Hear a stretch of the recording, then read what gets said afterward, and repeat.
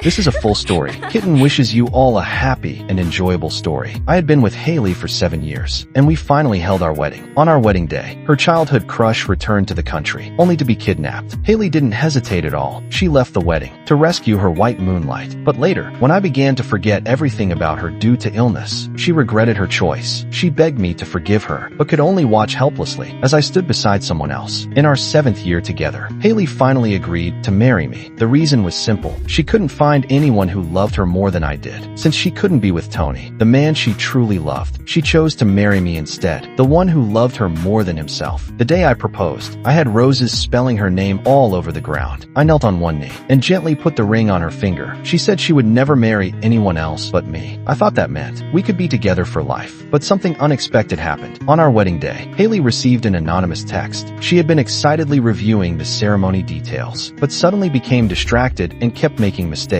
A bad feeling crept into my heart. Men's instincts aren't always wrong. By chance, I caught a glimpse of her phone screen. Her white moonlight had returned, but he had been kidnapped on the way back. The kidnapper was a long-standing enemy of the H family and demanded Hailey bring $10 million for the ransom. Tony and Hailey had grown up together, childhood friends who shared their loneliest days. They were both neglected by their families. Everyone once believed they would end up together, but reality tore them apart. Their family backgrounds were too different. The H family forcibly sent Tony abroad to separate them. I met Hailey in high school. There was nothing romantic about our beginning. I simply looked at her a little longer in the crowd and fell for her, but she only had eyes for Tony, completely unaware of anyone else. Hailey was the perfect student, always ranking top 3 without much effort. I had to work 100 times harder just to stand on the same stage with her. I studied relentlessly just to get into the same university as her. I silently loved Hailey for 7 years, but she never gave me a second glance. Our relationship started by accident. On the day Tony left for abroad, Hailey got drunk in a bar, and we had a one-night stand. Afterward, she shyly said she'd take responsibility, and surprisingly agreed to be with me. Now returning to the present, the banquet hall gradually filled with guests. Soon every seat was taken. Hailey stared out the window in a daze, then murmured vaguely, "Hubby, I stayed silent, wanting to see what she was going to do. She hesitated for a second, then softly said, "Tony is back." She paused again, as if searching for the right words. "He was kidnapped because of me. I can't ignore it." "Hailey, do you know what today is?" I took a breath. "Can you really bear to humiliate both our families?" She frowned slightly, but her tone was still gentle as she tried to calm me. "Hubby, I just don't want anything to happen because of me. Don't worry, the one I love now is you." She tugged at my sleeve, half pleading, half coaxing. "We'll have another wedding later, okay? Whatever kind you want. No one will say anything. I'll handle everything. Trust me." Before, whenever Hailey acted spoiled, I always gave in. Whatever she wanted, I would make it happen. But this time, this was the wedding I had waited 7 years for. We were finally at the finish line. Why did I have to let it go at the last moment? So I made up my mind not to let her leave, even if I had to play a trick. "Hailey, my hand suddenly hurts. Can you take me to the hospital?" I tried to distract her, but her beautiful face instantly darkened. "Rocky, what do you want from me? That's a human life. I can't just stand by." I grabbed her hand, begging with all my pride cast aside. "Hailey, please don't go. It's too dangerous. Let's call the police. They'll handle it. You don't have to take this risk." Deep down, Hailey must have known her presence wouldn't make much difference, but she was flustered, afraid something would happen to Tony. Tony had always come first in her heart. Even on our wedding day, she could still abandon me for him, but I couldn't give up. If today's wedding didn't happen, we might never get another chance. From the beginning, I had always been the humble one in this relationship. It took 7 years of devotion before she even agreed to marry me. My naive dream actually came true, and I was overjoyed. So happy I almost forgot about Tony. Almost believed Hailey truly loved me and would spend her life with me. Hailey looked apologetic, but still shook off my hand and walked slowly out of the hotel. "Sorry, hubby. I really have to go." I pleaded with her desperately, but it was all in vain. The bride was gone. The hall exploded in whispers and noise. It felt like everyone had come just to laugh at me. The chatter echoed in my head, blurring the lines of reality. Suddenly, a flash of white light. I collapsed to the ground. The truth was, I had been feeling unwell all day. My voice had already gone hoarse, but Hailey's mind was full of Tony. She didn't even notice anything wrong with me. My heart felt like it was being chewed by ants. I didn't know what all my efforts were for. 7 years of youth, wasted on a woman who never loved me. How many more 7-year chunks of life do I have to throw away? Even at our wedding, she left me for another man. When I opened my eyes again, I was lying alone on a hospital bed. Unlike others, I had no one by my side. The room felt cold and lonely. I found out I was sick a month ago. At first, I'd forget what had just happened, needing people to repeat things to me. I thought I was just mentally exhausted, but the symptoms got worse. I started forgetting names, even things I had just done. I was terrified that one day I'd forget even Hailey. I didn't want to leave with regrets. There were still so many things I wanted to do with her. She once said she dreamed of a luxurious wedding. I loved her and wanted to give her everything beautiful. I spent 3 months planning this wedding just to make her smile, but she didn't even spare it a glance. Now there would never be another chance. Just as I was about to get up and take my medicine, I heard a familiar voice. I looked up. It was Hailey. She was supporting Tony. Her voice was so gentle. "Tony, be careful. Don't fall." She put her arm around his shoulder, checking him closely for any wounds. Was this lucky or unfortunate that I had to witness this scene by accident? "Let's get a full body checkup later, just in case," she said bossily. Tony was going to refuse, but Hailey added, "Don't worry. If anything's wrong, I'll take responsibility for you." I couldn't see her face, but I could imagine the smile in her eyes. When she said those words, she couldn't bear for Tony to suffer, even a little. He had only been kidnapped for a few hours and hadn't been harmed at all, but she still couldn't relax. She insisted on staying by his side. That tiny portion of warmth she had left was all saved for Tony. Even though I had been with her for 7 years, she never once treated me that well. She never cared, never asked how I felt. To her, I was just a loyal puppy, given a treat when useful, thrown away when not. But whenever she was in danger, I was the first one to shield her. 7 whole years. Even if her heart was stone, shouldn't it have softened by now? There was a time when Hailey and I had brief, but sweet and happy days together. A year ago, there was a sudden fire at Hailey's company. The situation on site was chaotic, and the firefighters couldn't find any sign of her. I feared the worst, ignoring their warnings. I rushed into the fire to save her. The flames were spreading quickly. My mind was full of Hailey. I didn't even feel fear. Eventually, I found her curled up in a corner. She was unconscious, murmuring incoherently with a dazed expression. I picked her up, dodging the flames, but accidentally fell and hit my head. Still, I got up quickly. I had to get her out safely. After that incident, Hailey started treating me better. She stopped staying out all night, cut off those shady friends, and even came to pick me up from work. She began taking me to high-end social gatherings, introducing me as her fiancé instead of just a friend. She seemed like she was really settling down. She said she wanted to build a life with me, so we got engaged. But it was after that fire that my memory began to deteriorate. Now that I think back, a small detail from the fire keeps flashing in my mind. The words she muttered back then weren't nonsense. She was calling out a name, Tony. So she never really forgot about Tony. Maybe I was just a stand-in all along. Even in her most desperate moment, she called for Tony. The power of someone's first love is stronger than I imagined. How could someone like me ever hope to compete? I felt a bitter laugh rise in my chest. I turned to leave, not wanting to see their intimacy. But in my rush, my left foot caught my right, and I fell hard. At least my face didn't hit the ground. The bad news was, I couldn't hold it in anymore. I started crying. Turns out, rock bottom has a basement. A grown man over 6 feet tall, crying like a child. What a pathetic sight. But thinking about all I'd been through, the tears wouldn't stop. Thankfully, no one around noticed. As I wallowed in my misery, a slender pale hand appeared in front of me. She handed me a tissue, without asking anything, giving me one last shred of dignity. "Thank you," I whispered. I wiped my tears, looked up, and studied the girl in front of me. High-nose bridge, big eyes, young and adorable. The more I looked, the prettier she seemed. She looked a bit like a classmate I had years ago. "Serena," I blurted out. Her eyes flashed with surprise. Then she smiled brightly. "Long time no see, Rocky." Serena was my classmate in middle school. We were close, often studying and growing together. But she didn't get into the top high school, and we slowly drifted apart. By the time we graduated, we had lost contact completely. Serena always knew I liked Hailey. She once joked that she'd help me chase her. Now she smiled again, half teasing. "So I heard you and Hailey got married. After all these years, you finally made it. I wasn't around before, but now that I'm back, when are you treating me to dinner?" Her words stirred up a wave of emotion I had just barely calmed. Tears welled up again. I couldn't form a sentence. Serena looked worried. Still so emotional after all this time. Haven't changed a bit. But then she laughed. "Haha, actually that's kinda cute." Her teasing calmed my heart. I stopped crying. Just then, my stomach growled loudly. Serena noticed and smiled. "To make up for scaring you, let me treat you to dinner." I really was hungry, so I said yes without hesitation. Serena took me to a newly opened Thai restaurant. She drove, and I dozed off in the car. I dreamt of 17-year-old Hailey, so high above like the moon. Just to see her, I'd walk around half the campus and pretend to ask math questions. Eventually, even the teachers recognized me. She always walked around the track after class. I'd skip meals just to catch a glimpse of her. She didn't even know I existed back then. 17-year-old me could never have imagined how things would turn out 10 years later. If I had another chance, would I make the same choices? I honestly don't know. When I woke up, Serena was watching me. Her eyes sparkled like stars. Embarrassed, I turned my head. "Are we there?"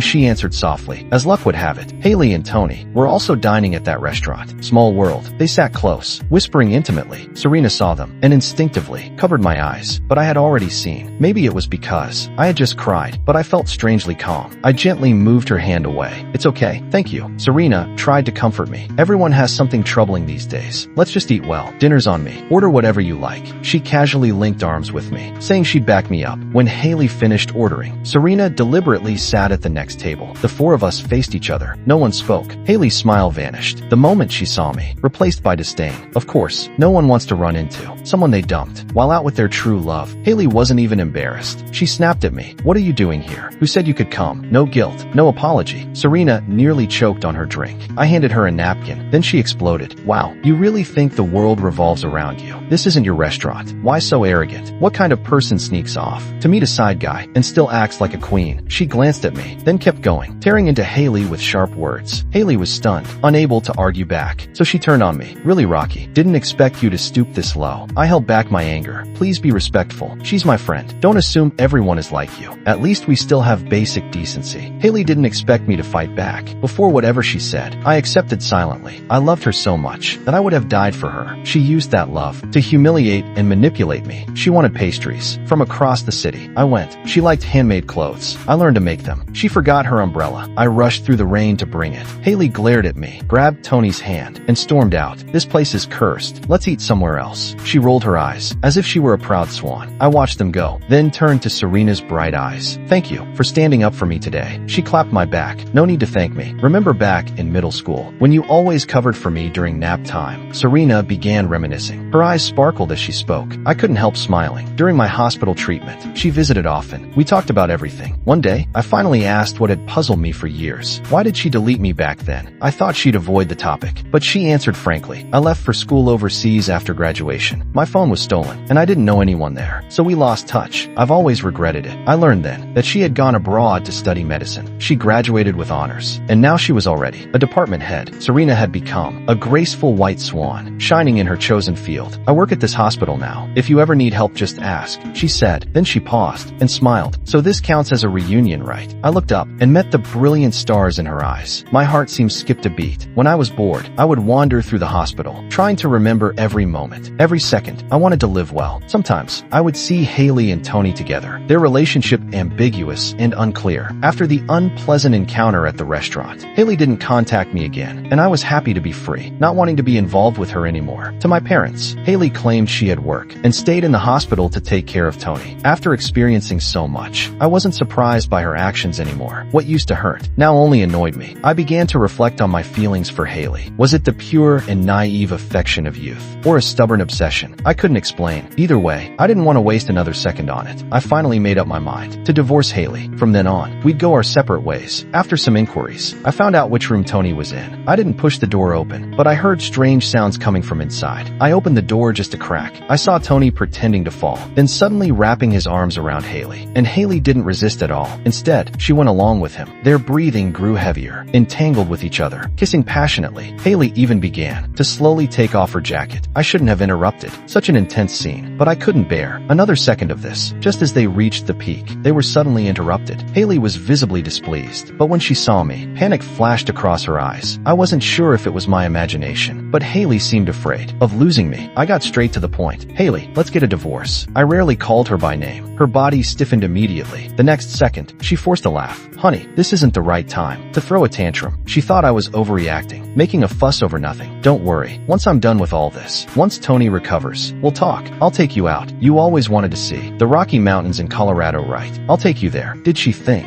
I didn't see what just happened? Or did she assume I would see it and still stay silent, just swallowing the pain? In the past, when she didn't come home at night, I pretended not to notice, and even made her hangover soup the next morning. When she brought other men home, I helped clean up and made space for them to stay. Maybe my submissiveness, from the start, led Hailey to believe that no matter what she did, I would never leave her. I'm not joking. Hailey, don't you think it's disgusting getting all lovey-dovey with Tony while keeping me around as a loyal backup? You want everything, but in the end, you'll lose it all. Just like before, she couldn't let go of her comfortable lifestyle at home, but also didn't want to be apart from her first love. So in the end, her white moonlight was sent abroad, and they didn't see each other for years. They almost missed out on each other forever. I must have hit a nerve. Hailey's expression darkened instantly. With a loud slap, she hit me across the face. The force was heavy, leaving one side of my face red. I never hit women, and I didn't want to waste another word. I looked straight into her eyes and said, "Tomorrow, 10 o'clock, Civil Affairs Bureau." Then I turned and walked away, without a trace of hesitation, leaving her with a cold silhouette. Serena always seemed to live without worries, a bright smile on her face, optimistic and full of life. At work, she treated patients gently, never putting on airs. She was like a sunflower, growing toward the light, radiant and lovely. As my illness progressed, I began forgetting things, just moments after they happened. I had to rely on a notebook to remind myself what I said and what I did. My emotions became unstable. I got upset for no reason, then fell into despair, without understanding why. Even thinking became slow and muddy, with no one to talk to. I wandered the hospital halls. I was afraid that one day I wouldn't even know how to survive. Afraid that I'd die, alone and unnoticed, in some corner, just as I was drowning. In sadness, I turned around and saw a familiar face. "Why are you here? Have you eaten yet?" Serena asked. I glanced at my watch and realized it was already mealtime. She noticed my low spirits. Right away, "What's wrong?" I told her everything. Truthfully, "Come with me," Serena said. She moved quickly, no hesitation. Sitting in her car, I still felt dazed by the sudden pace. She brought me to our old school. After all these years, it looked exactly the same. Serena spoke to the security guard, and we walked right in. Without issue, the playground was full of students, vibrant and youthful. They looked like they had no worries in the world, lost in their own universe, untouched by adult troubles. Back then, Serena and I would stroll together every afternoon, after dinner, talking about dreams and the future. Now, we had returned, under such different circumstances. Serena pointed at the sky and said seriously, "Look, the world is so beautiful. Life is short. Why cling to sadness? We should look ahead and move toward what we love. There's no need to look back, no need to drown in pain. As long as we're alive, there's always hope. Your illness will get better too. We doctors are responsible for our patients." Her eyes were filled with unwavering determination. I stared at her, lost in the moment. "Thank you, Serena." I didn't know what else to say. She had been so kind to me. "I don't even want to hear you say thanks anymore, haha," she said, shaking her head. "I just wanted to visit today too. And I'm good to you, because I want to be." Something stirred in my heart. The pain from Hailey was slowly fading. I used to think I would never fall for someone again. But in that moment, my heart raced. I stared at a photo I'd just taken of Serena and fell deep into thought. Outside the car, stars filled the sky, the breeze gentle under the moonlight. And in that moment, I understood what I truly wanted. I didn't expect to receive a message from Tony. Nothing important really, just a few pictures. In them, Hailey peeled grapes for him, tucked him in with care, clumsily cooked dinner, and gazed softly at his profile. All of it about Hailey. Of course, Hailey had never done any of that for me. In the past, I would have been shaking with rage. But now, I felt nothing special for her. She was already fading from my memory. Tony added a line. "The one who's not loved is the real third party." How disgusting. I didn't hold back. I replied, "Hi there, third party." Then without waiting for a reply, I blocked and deleted him. He was probably fuming with rage. The next day finally came. I'd slept well the night before, maybe because letting go brought peace. At last, the 7-year mistake was coming to an end. Hailey didn't look as well as I did. She seemed sleepless, with dark circles under her eyes. Even makeup couldn't hide. "Rocky, can we please talk one more time?" she pleaded, her eyes bloodshot. She was finally regretting it, starting to realize what she'd lost. But it was too late. There was no more chance. I refused bluntly. "Let's just get the divorce today. I'm in a hurry. Please be quick. Thanks." After we finished the paperwork, I walked away quickly, without a shred of reluctance. I didn't see Hailey behind me, her eyes quietly turning red, as 2 silent tears fell down her cheeks. I focused on my treatment in the hospital. The doctor told me that I had memory problems due to inhaling thick smoke during the fire, causing blood to accumulate in my brain. He also said the emotional trauma related to Hailey triggered a psychological defense mechanism. My brain had erased all memories of her. They called it amnesia. There wasn't any effective treatment yet. Mostly I had to rely on psychological therapy, maintain a good attitude, and hope for the best. Every day I ate and drank freely in the hospital. Life was relaxed and pressure-free. Serena kept visiting me often. Our relationship grew rapidly. It was only one step away from breaking the invisible barrier between us. At the same time, I heard from old mutual friends that ever since the divorce, Hailey had fallen ill, tossing and turning every night. Honestly, I wasn't surprised. She often called me in the middle of the night, but I always hung up. Eventually, I got fed up and blocked her number. She began texting instead. "Rocky, I miss you. Can you come back and see me? I really regret it. Only after you left did I realize how good you were. Can we talk properly again? Please give me another chance." I ignored her and blocked her texts too. Later things got worse. Hailey went drinking at bars, stayed out all night, and purposely borrowed others' phones to call me. She asked me to pick her up and take her home. Back then, I used to clean up all her messes. It was me who carried her home when she was drunk and couldn't stand. It was me who took care of her when she was weak, giving her everything without asking for anything in return. As long as she asked, I would have given given her the stars and the moon, but now we were divorced. This wasn't love. It was just her trying to make a scene. Or maybe she thought all this proved she still cared deeply. I blocked every way she could reach me. Each time she called, I blocked again, perhaps realizing there was no hope. She finally gave up for a while. Our alma mater was preparing for its centennial celebration. Serena suggested we volunteer and asked if I wanted to help. Since I had nothing else to do, I agreed. Alumni from all industries came back for speeches and events. The campus was flooded with people. I was so busy I could barely keep up. After finishing our volunteer duties, Serena and I strolled through the campus. Leaves floated down slowly. I paused, picking up a yellow leaf. Memories came flooding back. It was on a similar autumn day when I first met Serena. She had transferred into our class, coming from another city. She had no friends, always alone and quiet. At first we weren't close, but one day she arrived late to school. The dean was outside catching tardy students. I kindly warned her, handed her a broom, and told her to pretend she was cleaning. From that day, she began talking to me. She even followed me home after school. We went home together, talked about our studies and dreams. I always saw her as my best friend. She used to be quiet, introverted, and didn't talk to anyone, except me. The only time I saw her upset was when I told her I liked Hailey. Her expression darkened instantly. After that, she began to distance herself from me. She said she needed to avoid suspicion, that I should pursue the one I liked without regrets. I asked her, "Do you like someone?" She hesitated, then replied, "Of course, the person I like is really amazing, but I think he'll never like me back, because he already likes someone else. He's my light, but my light has chosen someone else." Serena smiled bitterly. I asked curiously who it was, but she didn't answer. Looking back, there had always been hints. I was just too oblivious to see. Time passed, and we became different people. I pressed the leaf into a notebook. Serena saw it and joked, "You haven't changed, still collecting weird things." I smiled, saying nothing. Serena was full of curiosity, walking ahead with excitement. "Serena," I called out to her, "do you like anyone now?" She turned around, a bit flustered. "Why are you asking that?" "No reason. I just want to know. You used to like someone for years, waiting and waiting. Are you together now?" Serena quickly returned to her usual self. "Well, to be continued." I thought she'd brush it off again, but then she tiptoed closer and whispered in my ear. Her voice was soft, a little hoarse but sincere. "I like you, Rocky. I like you, Rocky." Those words exploded in my mind, playing on repeat. The light in her eyes had never faded. "Do you like me too? If you say yes, then our story begins. If not, then this is where it ends." She looked at me with hope, but I already knew my answer. Just as I was about to speak, pain stabbed my chest. I couldn't react. The next second, my body fell backward. Everything went dark. I woke up again in a hospital bed, but this time, Serena was there. I slowly opened my eyes. Serena had fallen asleep beside me. Her face was pale, clearly exhausted, probably from days of watching over me. My eyes filled with tears. Maybe my gaze was too intense. Because she woke up. "Feeling better?" she asked, touching my forehead. The joy on her face was genuine. "I'm fine." I tried to smile, but coughed instead. Serena's eyes reddened. "I was so scared, Rocky. So afraid of losing you." She threw herself into my arms. "If you weren't here anymore, what would I do?" She cried uncontrollably. I gently patted her back, comforting her. "I'm here. I'm not going anywhere. Because the one I love is here." Serena froze. "What do you mean?" "I mean, I love you very much." Serena cried again, but this time, it was tears of happiness. I knew it. My wishes always come true. After all, you're the one I've liked for so many years. Serena became a part of my life. She took care of me in the hospital, became a precious memory. Hailey, on the other hand, faded into the background. Serena often leaned on my shoulder. "Don't worry, you'll get better." I patted her head and smiled. "I know, I won't forget you. You're the most important person in my life." Serena blushed and hid in my arms. One day, I saw a familiar face in the hospital, someone I felt I had seen many times. My heart ached faintly. I stared at her face, but couldn't remember who she was. Serena had gone to pick up my medicine. She told me to wait. That woman also saw me. Shock, anger, and regret filled her eyes. "Rocky," she called my name. She knew who I was. "What are you doing?" Serena's voice came from behind me, cold and firm. But she wasn't speaking to me. She was talking to the woman. The woman walked up to me, her voice hoarse. "I was wrong. I shouldn't have chosen Tony over you. Can we start over?" I looked at her confused. What was she talking about? I already had a girlfriend. Why would I tangle with her again? "I'm sorry. I don't know who you are. Please stop saying strange things." She froze, trying to process my words. Serena stepped in front of her. "Let's talk." The two of them walked off together. Serena told me to go rest. I watched them leave, feeling no ripple in my heart. I never expected that girl to show up in front of me every single day, always when Serena wasn't around. But I really didn't remember her, and what she did made me feel uneasy. She told me she used to be the person I loved most. "Then why did we break up?" I asked, curious. "Because I knew I wasn't someone who gave up easily, not without hitting a dead end. Even if I hit that wall, I still wouldn't turn back. If we ended it, it must have been because she hurt me too much. So much that I no longer dared to love. Without the memories, I didn't dislike her. I just felt sorry toward Serena, so I couldn't accept accept her kindness. But every time she acted pitiful. This is just a small gesture to make up for what I did wrong before. Serena knows. You don't need to feel bad. She insisted I accept the gifts. I couldn't refuse, so I quietly placed them in a corner, not wanting Serena to see. That girl really was strange. She said she was trying to win me back.